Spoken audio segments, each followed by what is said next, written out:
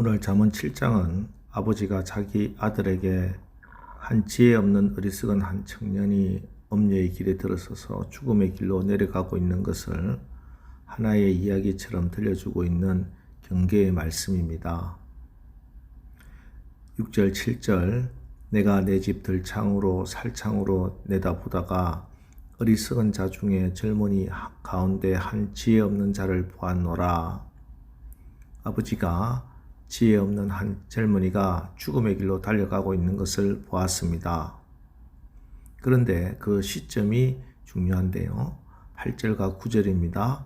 그가 거리를 지나 음녀의 골목 모퉁이로 가까이 하여 그의 집 쪽으로 가는데 저물 때, 황혼 때, 깊은 밤 흑암 중에라. 저물 때, 황혼 때, 깊은 밤 흑암 중에 음녀의 골목 모퉁이로 가까이 가고 있습니다. 즉 음녀의 길로 들어서는 그 시점은 바로 빛이 사라지는 시점, 빛이 우리 인생에서 없어지는 그 시점, 깊은 밤 흑암 중에 사망의 음침한 길로 들어서게 된다 하는 말씀입니다. 하나님께서 흑암이 깊음 위에 있을 때 태초의 첫째 날에 빛을 창조하셨습니다. 이처럼 창세기의 새로운 시간, 하나님의 역사는 하나님이 빛을 창조하심으로 시작되었습니다.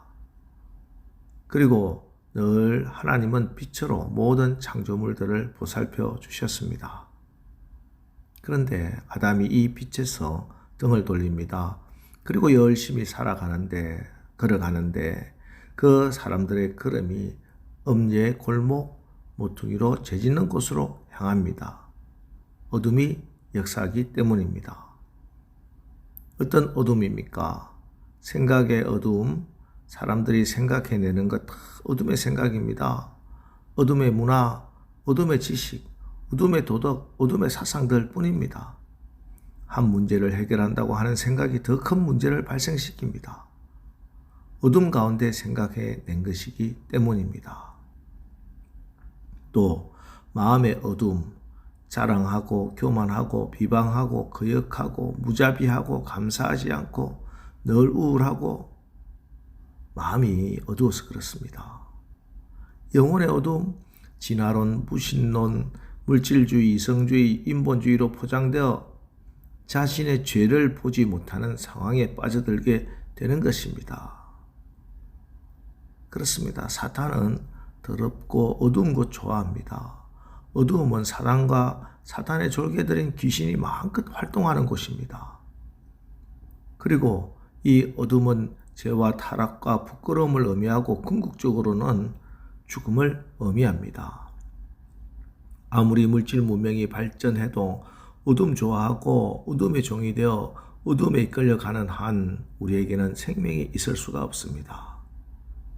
그런데 문제는 이 어둠에 끌려가면서도 지금 죽음의 길로 사망의 길로 끌려가면서도 자기가 죽음으로 끌려가고 있다 하는 그 사실을 모른다는 겁니다. 22절 23절 젊은이가 곧 그를 따랐으니 소가 도수장으로 가는 것 같고 미련한 자가 벌을 받으려고 쇠사슬에 매이러 가는 것과 같도다. 필경은 화살이 그 간을 뚫게 되리라. 새가 빨리 그물로 들어가되 그의 생명을 잃어버릴 줄을 알지 못함과 같으니라. 왜 그런가 하면요. 그의 영의 눈이 멀어서 보아야 할 것이 보이지 않고 보지 말아야 할 것 보고 있기 때문입니다. 기생의 옷에 안목의 정욕에 사로잡혔기 때문입니다. 첫사람 아담 때부터 그랬습니다. 여자가 그 나무를 본즉 먹음직도 하고 보암직도 하고 지혜롭게 할 만큼 탐스럽기도 한 나무인지라. 선악과가 보암직했다는 겁니다. 우리를 넘어뜨리는 시험은 늘 이렇게 우리의 눈을 통해서 들어옵니다. 심지어 예수님도 그랬습니다. 마태복음 4장 8절 마귀가 또 그를 데리고 지극히 높은 산으로 가서 천하 만국과 그 영광을 보여 눈을 매개로 우리에게 찾아오는 시험입니다. 안목의 정욕이죠. 그리고 이렇게 눈에 보이는 것으로 우리를 시험하는 시험은 결국은 우상숭배로 나갑니다. 우상숭배는 눈에 보이는 것 때문에 눈에 보이지 않는 하나님의 말씀을 버리는 것입니다.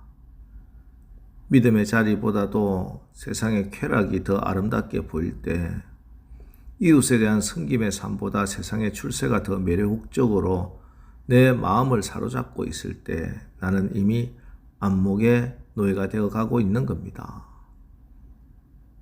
여러분 기억하십시오. 우리 그리스도인들에게는 가야 할 길이 있고 먹어야 할 음식이 따로 있습니다. 풀무불 속에 들어가도 해서는 안 될 일이 있는 것이며 사자굴 속에 들어가도 해야 할 일이 있는 겁니다. 이것을 구별하고 살아야 합니다. 예수 잘 믿었더니 아파트 한 채 공짜로 굴러 들어왔다. 이건 축복이고, 예수 믿는다는 사실 때문에 눈먼 아파트 굴러 들어오는데도 포기할 수밖에 없었다. 이건 저주드람 얘기입니까? 예수 잘 믿었더니 성전이 빨리 되고 장관 자리 하나 얻었다. 이건 축복이고, 신앙 때문에 정의와 정도를 걸었기 때문에 남들보다 한 걸음 뒤늦게 승진해야 했고 굴러 들어온 자리 거절할 수밖에 없었다. 이건 저주드란 말입니까? 아닙니다. 예수님 때문에 받는 모든 것은 다 축복이고 믿음 팔아서 얻어지는 모든 것 다 저주입니다. 물론 이 말씀 세상을 등지고 살아야 한다는 말로 오해하지 마십시오. 우리 주님께서는 당신의 자녀들이 이 세상 속에서도 누릴 수 있는, 행복할 수 있는 특권을 주셨습니다. 그러나 우리가 음녀의 침대에서 뒹구는 것처럼 그렇게 눈을 만족시키는 세상을 즐기다가 이 세상이 마치 나의 궁극적인 삶의 자리인 것처럼 착각에 빠지지 말아야 한다는 말씀입니다. 아무리 세상이 아름답고 좋아도 세상은 결국 지나갈 것입니다. 요한일서 2장 15절, 이 세상이나 세상에 있는 것들을 사랑하지 말라. 누구든지 세상을 사랑하면 아버지의 사랑이 그 안에 있지 아니하니. 이어지는 17절 말씀, 이 세상도 그 정욕도 지나가되 오직 하나님의 뜻을 행하는 자는 영원히 거하느니라. 그래서 우리는 늘 예수님을, 빛 대신 우리 주님을 바라봐야 합니다. 요한복음 8장 12절, 예수께서 또 말씀하여 이르시되 나는 세상의 빛이니 나를 따르는 자는 어둠에 다니지 아니하고 생명의 빛을 얻으리라. 어둠의 문제는 어둠이 스스로 해결할 수 없습니다. 아무리 겹겹이 어둠이 쌓여도 어둠만 쌓일 뿐 어둠에서는 결코 빛이 나올 수 없습니다. 오직 빛만이 어둠을 몰아낼 수 있습니다. 빛이 와야 어둠이 물러가게 되는 겁니다. 빛이 임하기만 하면 어둠은 반드시 사라집니다. 어둠 몰아내는 것 오직 빛뿐입니다. 그래서 이 땅에 있는 모든 어둠은 하늘에서 빛이 비춰져야 합니다. 예수님이 빛입니다. 예수님이 하늘의 빛, 참빛, 생명의 빛, 세상의 빛이십니다. 여러분, 우리 주님이 빛이라는 이 말씀 어떤 비유나 상징이 아니에요. 예수님이 빛이라는 이 사실은 사실이요, 진실이요, 실제입니다. 우리 주님 그 빛 안에 살아갈 때 그 빛의 능력으로 우리 본성 안에 어둠이 물러가고 우리의 어두운 성품이 변하고 우리의 기질 안에 어둠의 상처가 치유되고 내가 생명을 살아가는 능력이 생기는 그런 실질적인 빛을 말씀하는 겁니다. 그리고 이렇게 우리 자신을 변화시켜 결국 우리 주변 상황까지도, 환경까지도 변화시키는 태양보다 더 강한 슈퍼 파워 라이트, 초강력 빛이십니다. 여러분, 지금 무엇을 바라보고 있습니까? 사람과 세상 바라보지 마시고 예수님 바라보아야 합니다. 예수님이 빛이시기 때문입니다. 우리가 세상 모든 유혹과 시험을 이기는 방법은 오직 예수 그리스도를 바라보는 것입니다. 히브리서 12장 2절, 믿음의 주여 또 온전하게 하시는 이인 예수를 바라보자. 여러분, 우리가 누굽니까? 예수님 바라보는 존재입니다. 예수 안에서 존재의 의미를 찾는 사람들입니다. 예수가 목표인 사람입니다. 오늘 하루도 예수 위에 다른 어떤 것들로부터 눈을 다 떼고 오직 예수 그리스도만 바라보시고 오직 예수 그리스도만 따라서 승리하시기를 주님의 이름으로 축원합니다. 기도하겠습니다. 하나님, 오늘 잠언 7장을 읽고 우리의 안목의 정욕을 통해서 들어오는 어둠의 유혹들, 시험들 깨닫습니다. 우리의 육신과 영혼, 우리 가정을 죽게 하는 이 어둠의 세력을 우리가 빛으로 물리치게 하옵소서.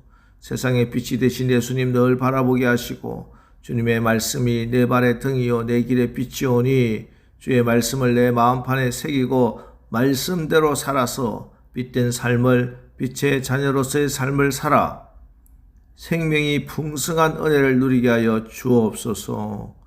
예수님의 이름으로 기도합니다. 아멘. 자, 이제 오늘 말씀을 붙들고 주여, 우리가 우리의 가정과 신앙을 잘 간직하고 지켜나가게 성령으로 말씀으로 늘 밝게 조명하여 주옵소서. 오늘 말씀을 붙들고 우리 합심해서 기도하고 나가겠습니다. 우리 기도하겠습니다.